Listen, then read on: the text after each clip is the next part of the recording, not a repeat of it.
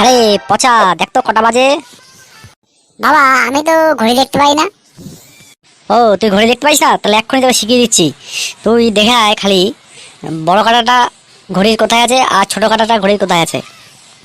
এক্ষুনি দেখছি বাবা, এক্ষুনি দেখছি। হ্যাঁ বাবা, আমি দেখতে পাচ্ছি যে ঘড়ির বড় কাঁটা এবং ছোট কাঁটা দুটোই ঘড়ির ভেতরে আছে বাবা। উরে শালা গন্ড মূর্খ, বলি এক করে আর এক। থাক, ঠিক আছে, তোকে দেখতে হবে না। আমি টাকা পয়সাগুলো তোর উপরে ঢালছি, যে মনে হচ্ছে যে ভস্যে ঢালছি এখন মনে হচ্ছে। কি হলো কি, তুমি আমার ছেলেকে বকছো কেন?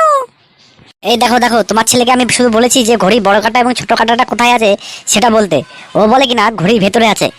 এই ছেলের প্রতি আমি যে টাকা পয়সা ঢালছি, এগুলো কি আমি কিসে ঢালছি? আমি ভস্যে ঢালছি না। ও, এর বেলা আমার ছেলে হয়ে গেল আর তোমার ছেলে না? না না, এই ছেলে আমার হতেই পারে না। আমার ছেলে হলে আমার মতো ইন্টেলিজেন্ট হতো। আর এ তোমার ছেলে, কারণ তোমার মতন গন্ডমূর্খ হয়েছে ও। ও, আমি গন্ডমূর্খ? বাজারে একটা কিছু আনবার কথা বললে 14 বার বলে দিতে হয়, তবুও ভুলে যায়। হ্যাঁ, গন্ডমূর্খ কি সবাই জানে। মা মা, আমি আগেকার দিনে রাজাদের মতন 4-5টা বাণী রাখবো। ও বাবা, এই না হলে আমার ছেলে। তাহলে বাবা, তুমি 4-5টা রানী রাখবা, তাহলে তুমি থাকবা কার সঙ্গে? কেন মা, আমি তোমার সঙ্গে থাকবো। ওরে বাবা, আমার সোনার টুকরো ছেলে রে, আমার আনন্দে চোখে জল চলে আসলো। তাহলে বাবা, তাহলে রানীগুলো কার সঙ্গে থাকবে?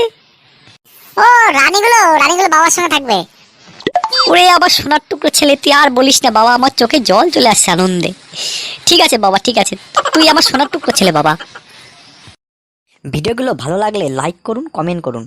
আর এই টাইপের মজার ভিডিও পেতে গেলে আমাদের চ্যানেলটিকে সাবস্ক্রাইব করুন এবং বেল আইকনটি প্রেস করে আমাদের সাথে থাকুন।